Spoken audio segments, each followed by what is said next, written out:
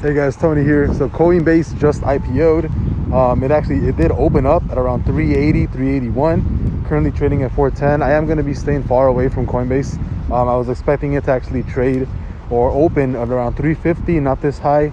I don't think I'm going to be buying anything from Coinbase right now. I don't want to risk it, but I wouldn't be surprised if Coinbase hits $500 today, to be completely honest. And then there's a lot of volume coming in, and I think that Coinbase can easily hit $500 a share, especially when the rest of the float comes into the exchange.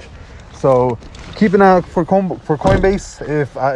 If options were actually available, I'd probably be buying a call right now for at least like a week or two out. If options were, obviously they're not available right now, but Coinbase officially IPOs 380. I think I saw the price 381. But yeah, like I said, I think this can easily go to $500 today, but I'm going to wait it out to see if there's a dip in the next month or so.